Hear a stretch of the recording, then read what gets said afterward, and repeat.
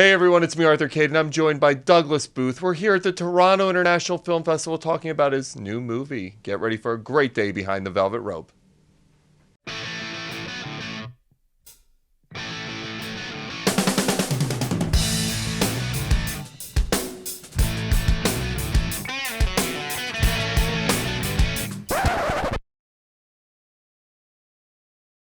Hey everyone, it's me, Arthur Kade. All right, Douglas Booth. So you've got a movie here at the Toronto International Film Festival. Super exciting, man. Tell me all about this movie. It looks like it's a blast. Okay, so it's called The Limehouse Golem, and it's a Victorian Gothic crime thriller set amongst the Victorian music halls and pantomimes of Victorian London.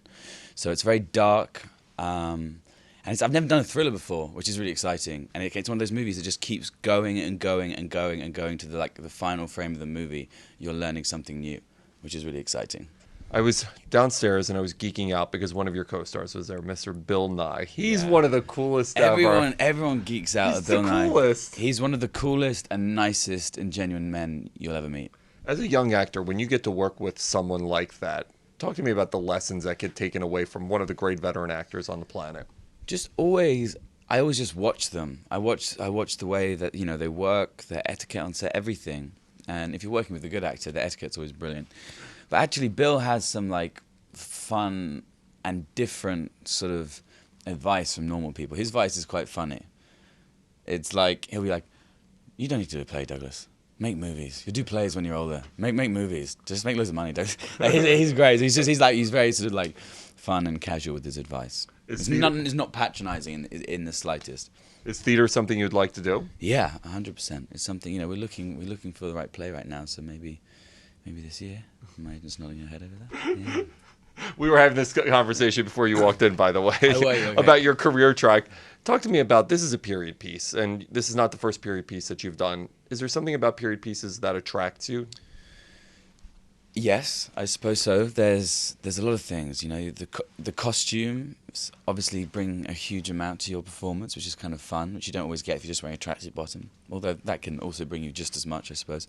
But it's I kind of got into this job because I wanted to live 1,000 lifetimes within my own. I wasn't happy just living one life. So the fact that I get to walk into different times, dimensions, into space, is kind of cool, right? And so it means I just get to go and play in all these different worlds. So I can literally go back in time. You walk onto these sets and they're so beautifully created. It's kind of special. It's so funny because I often go to those museums where they make a house, like in London they have houses which they make look like it's 300, 400 years ago. But I kind of go in, I say, I'm like at work. Do you know what I mean? I get that every day, so I'm very lucky.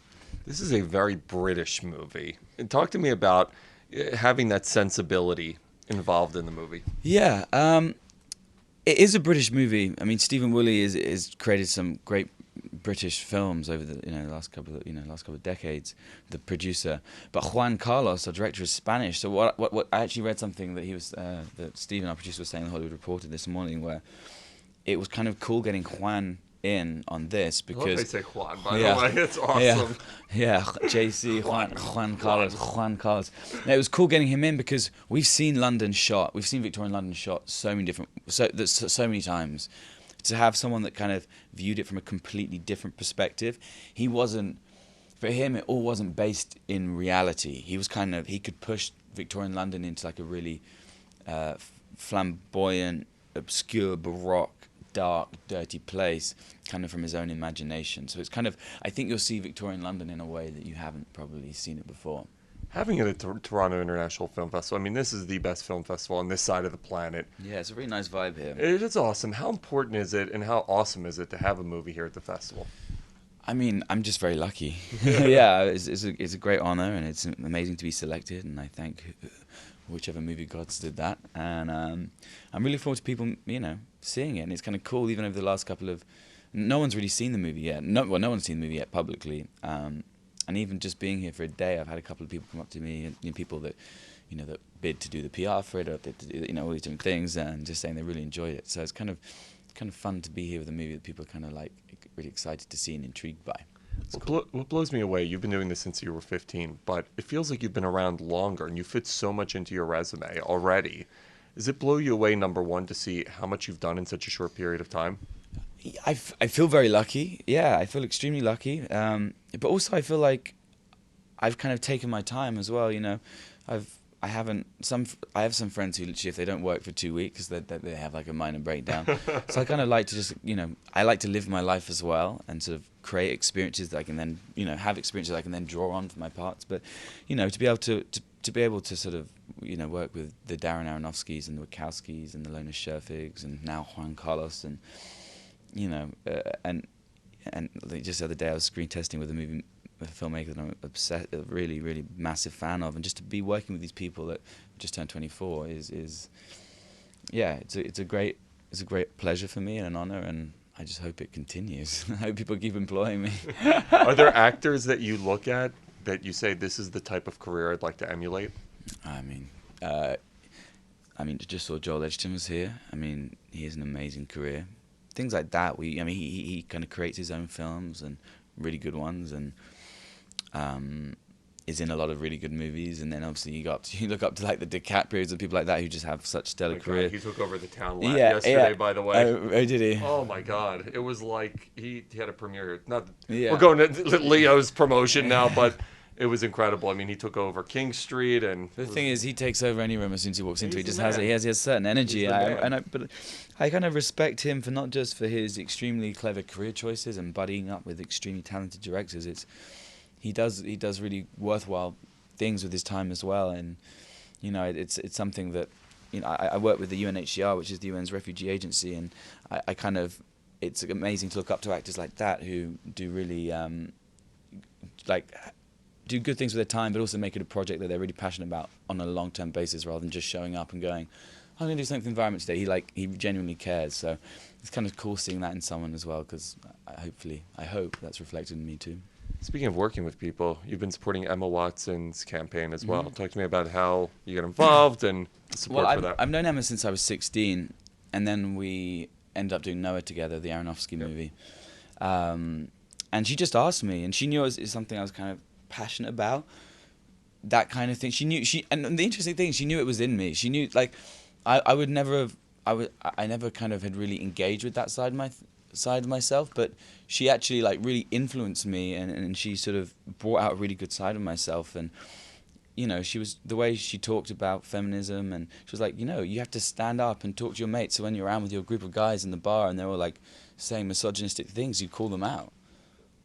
And I was like, yeah, because to start with, I was the guy that's like, oh, you laugh at all those jokes, and you know, and I went, actually, yeah, she was right, and it changed the way I thought about certain things. So I just kind of I was converted by her. Not that I need to be converted, not that she's converting people, but I really understood what she was saying. It made complete sense, and I just jumped on board. And yeah, I'll do anything to support Emma. She's a great friend, and she's a wonderful human being. So did she have any advice for being famous and young?